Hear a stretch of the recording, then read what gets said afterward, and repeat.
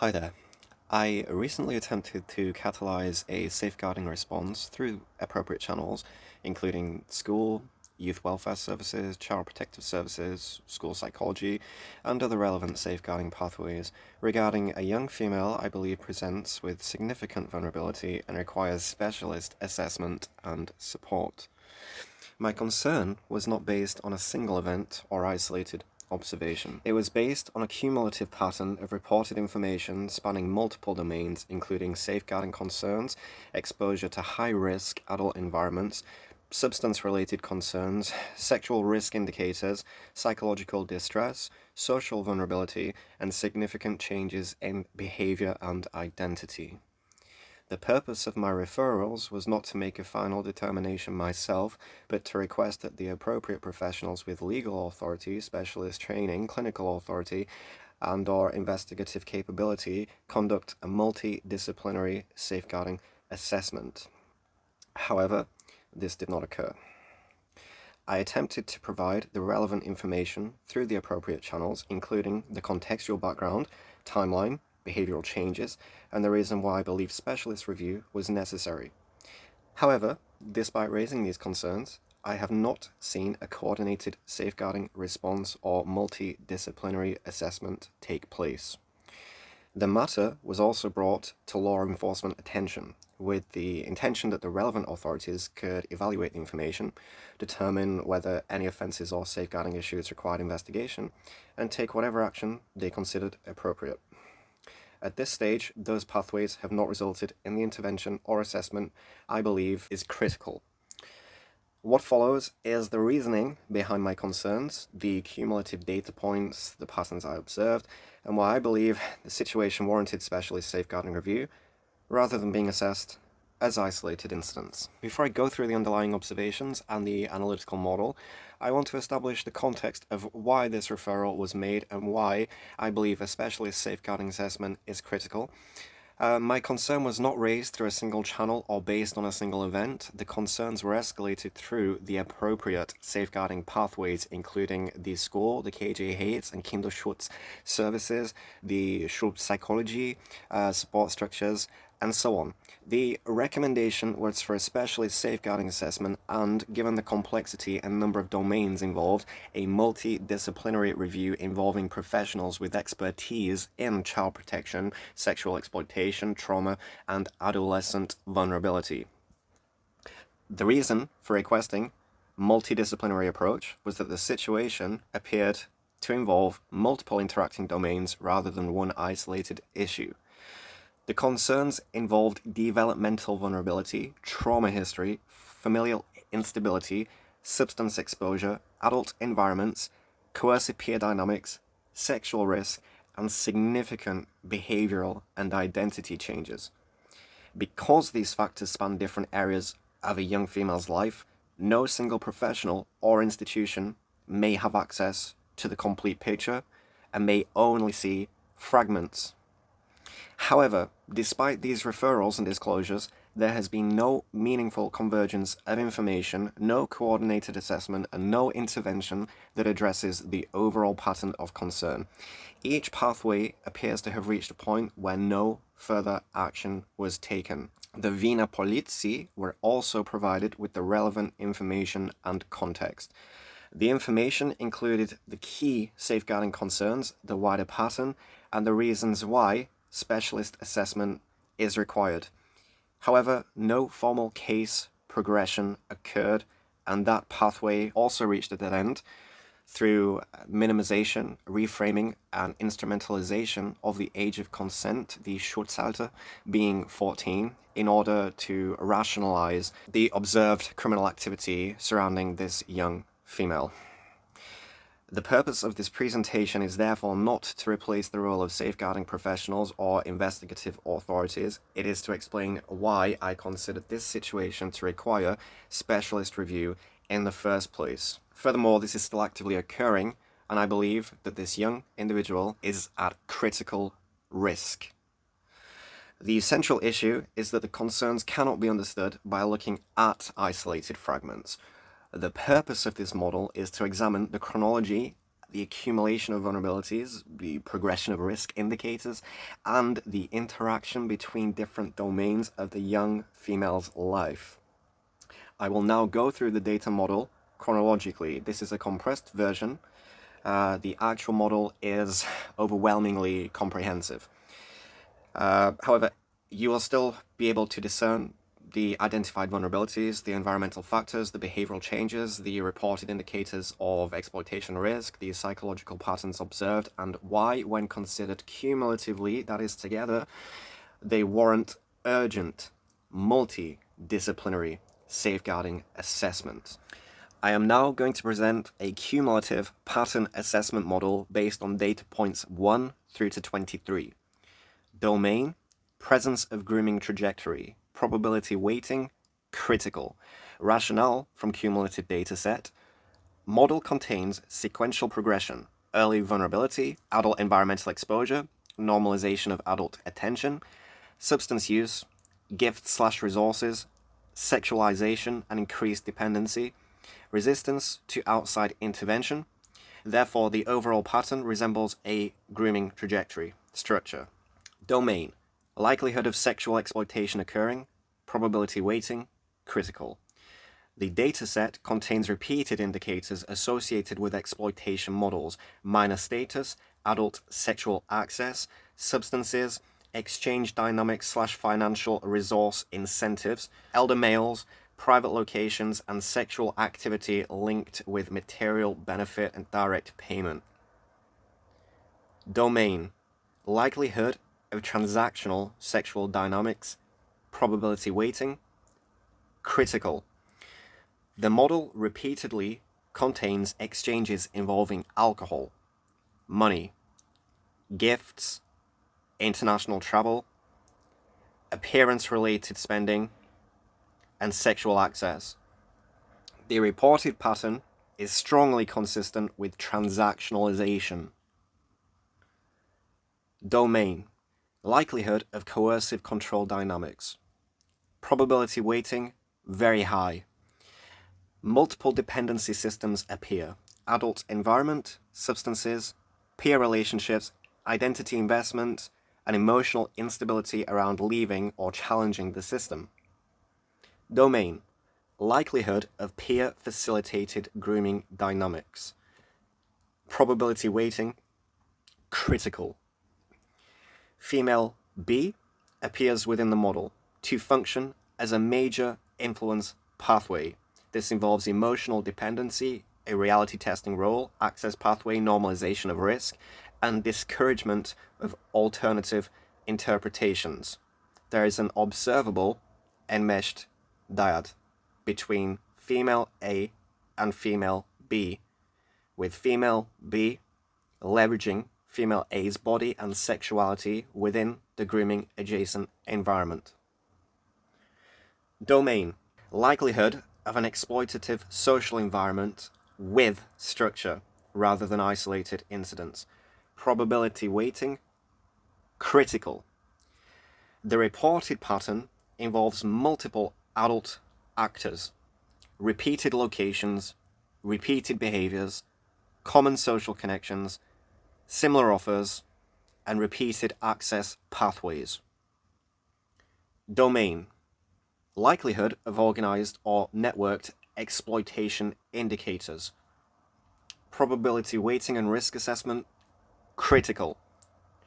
Multiple adult actors, shared environment, repeated methods, and common social links increasing the weighting of a network/systemic interpretation. Likelihood of trauma-related vulnerability increasing susceptibility to exploitation.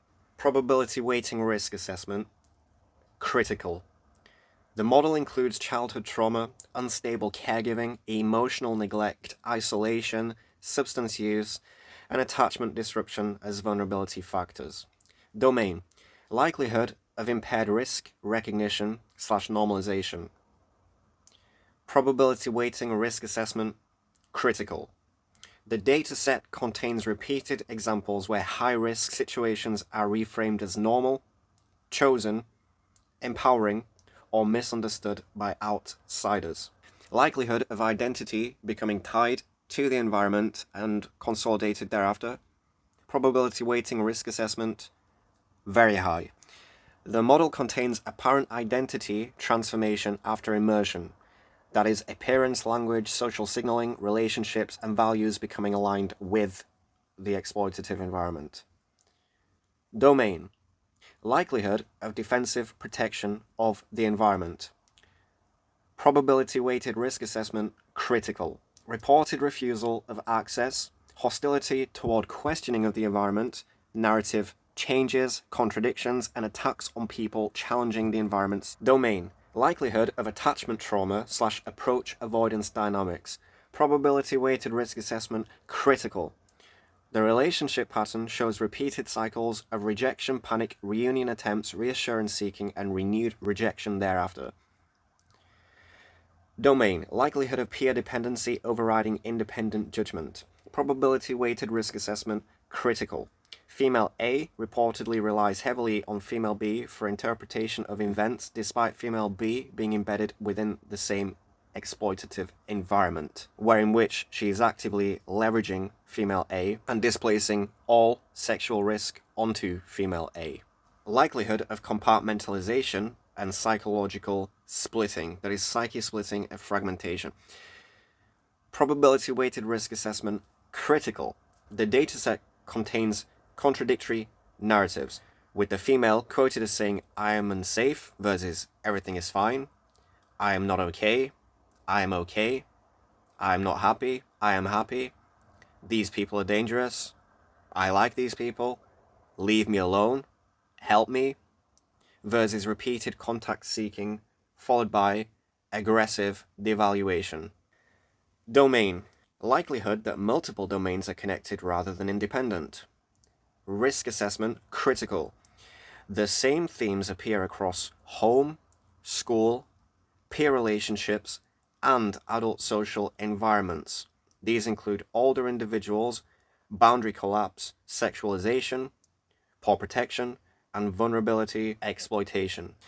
The overall integrated model shows a vulnerability pathway, beginning with childhood sexual trauma, unstable attachment / protection, emotional isolation, alcohol as regulation / social mechanism, and dependency on external validation. Environmental pathway, adult social environment, normalization of older adult male attention, access to substances / resources / status, sexualization, transactionalization, and increased dependency. Social control pathway, peer dependency, alternative interpretations rejected, outside concerns framed as attacks, environment is defended, leaving environment becomes psychologically threatening. And lastly, here is the highest probability overall interpretation of this comprehensive data set.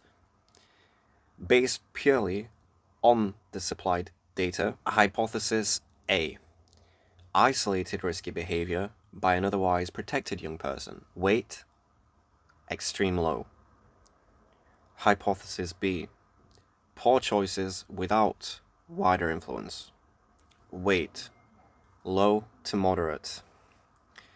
Hypothesis C, vulnerable young person embedded in a harmful adult environment. Probabilistic weight, extremely high. Hypothesis D, grooming trajectory occurring. Probabilistic weight, very high.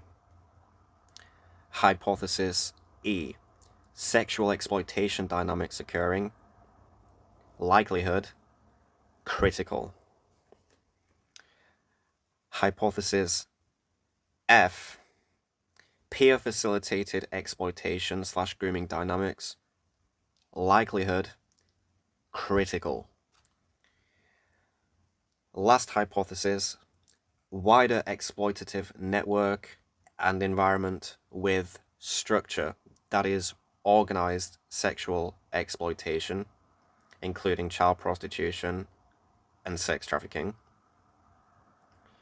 Probabilistically weighted likelihood, critical. And so when weighting all of these models cumulatively,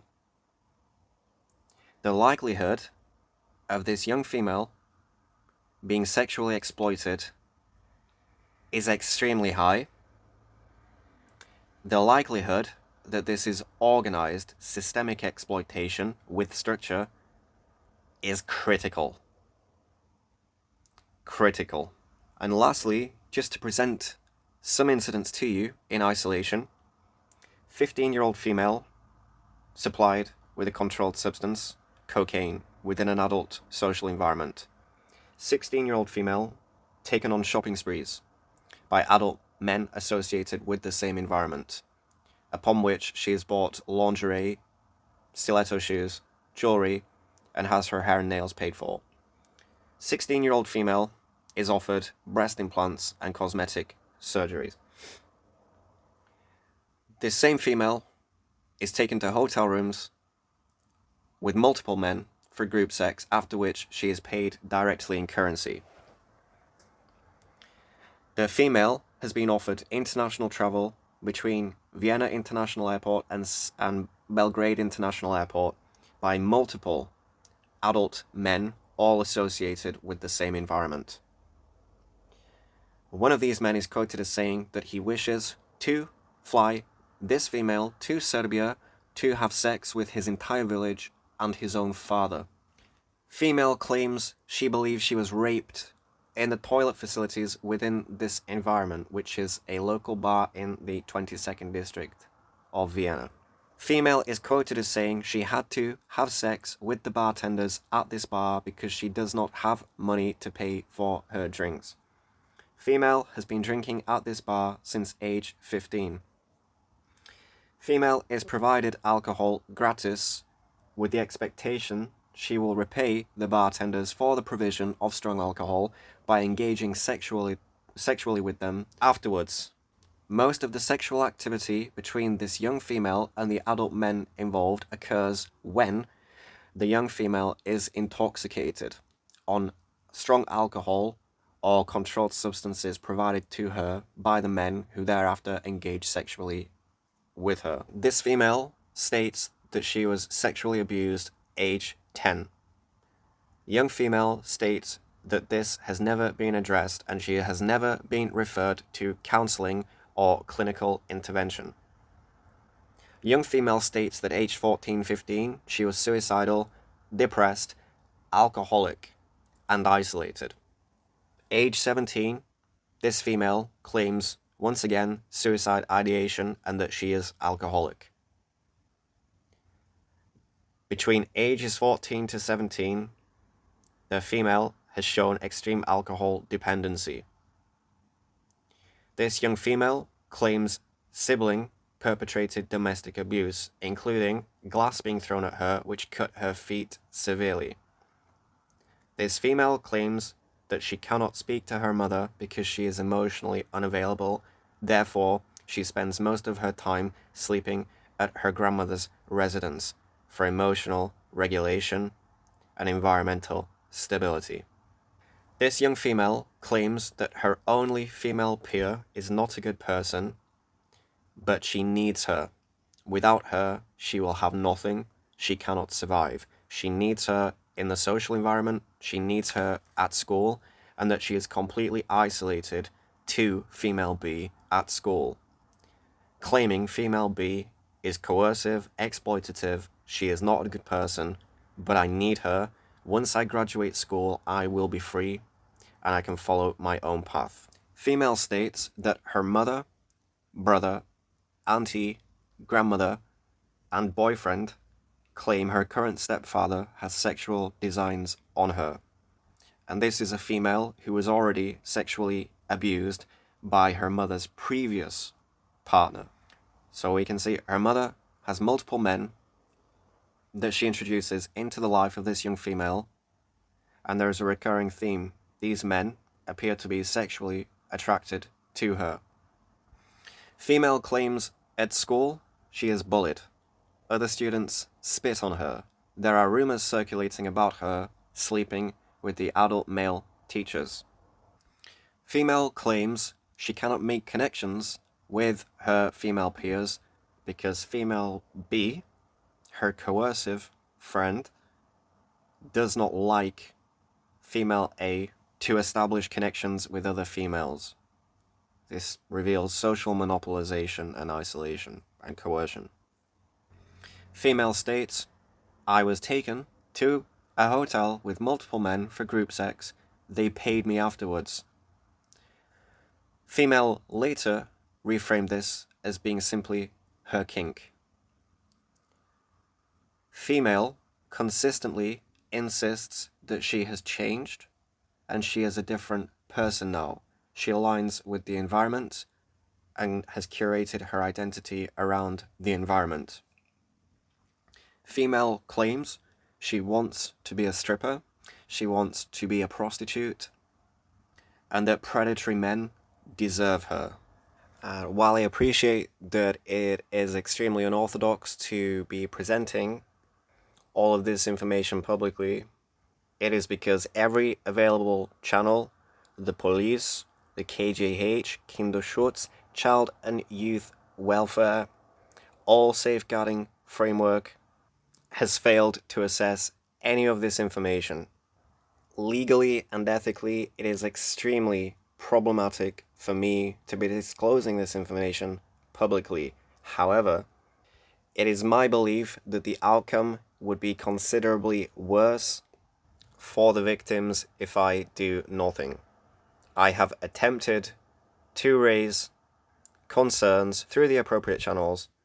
I had done everything correctly, both legally and ethically, and yet at every step of the way I encountered severe systemic and institutional failings.